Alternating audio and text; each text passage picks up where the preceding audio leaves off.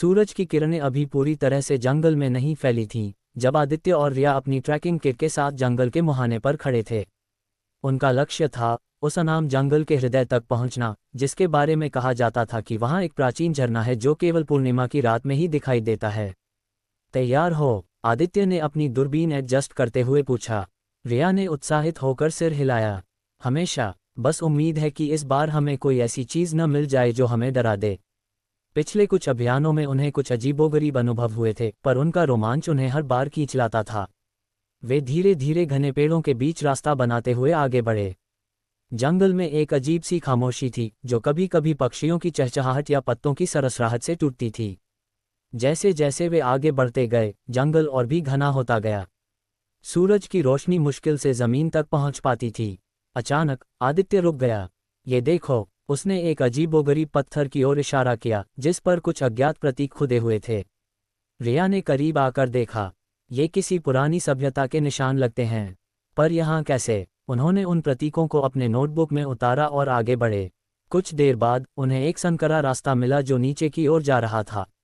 रास्ता पत्थरों से भरा था और फिसलन भरा था। शायद ये झरने का रास्ता है, रिया ने अनुमान लगाया। वे सावधानी से नीचे उतरे। रोशनी कम होती जा रही थी और हवा में एक अजीब सी नमी घुल रही थी। जैसे ही वे और नीचे पहुंचे, उन्हें एक मध्यम सी आवाज़ सुनाई दी, जैसे कहीं पानी बह रहा हो। लगता है हम सही जगह पर हैं। आदित्य की आवाज़ में उत्साह था। मगर जैसे ही वे अंतिम मोड़ से गुजरे, उनकी आंखें फटी की फटी रह गईं।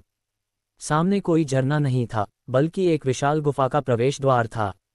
गुफा के अंदर से एक हल्की नीली रोशनी आ रही थी और उसी से पानी बहने की आवाज़ आ रही थी।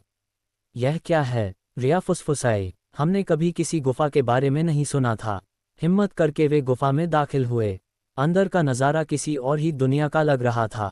गुफा की दीवारों से चमकदार क्रिस्टल लटके हुए थे जो नीली रोशनी बिखेर रहे थे, और उस रोशनी के बीचों बीच एक प्राचीन कुंड था जिसमें साफ पानी भरा था। पानी से ही वह हल्की आवाज़ आ रही थी। तभी कुंड के बीच से एक चमक उठी और पानी में लहरें उठने लगीं।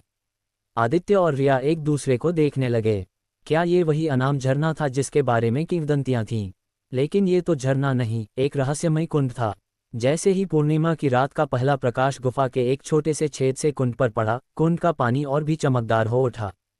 पानी में से एक धुंधली आकृति बनने लगी, जो किसी प्राचीन रक्षक जैसी लग रही थी। हमें यहाँ से निकलना चाहिए, आदित्य ने रिया का हाथ पकड़ते हुए कहा। पर तभी आकृति से एक हल्की मधुर आवाज़ गूंजी, डरो मत, तुम सच्चे दिल से यहाँ आए हो। ये कुंड प्रकृति का हृदय है और इसका रहस्य केवल वही जान सकते हैं जो निस्वार्थ भाव से इसकी रक्षा करते हैं। आदित्य और रिया एक पल के लिए ठिठक गए। उस आवाज़ में कोई धमकी नहीं थी, बल्कि एक गहरा ज्ञान था। उन्होंने महसूस किया कि उन्होंने कुछ ऐसा खोज लिया था जो केवल रोमांच से बढ़कर था, प्रकृति का एक पवित्र रहस्य। उन्होंने उस आकृति और कुंड को प्रणाम किया और शांतिपूर्वक गुफा से बाहर निकल आए। अब उनके रोमांच का अर्थ बदल चुका था। अब वे केवल खोजकर्ता नहीं थे, बल्कि उस अनाम जंगल के गुप्त रक्षक भी बन गए।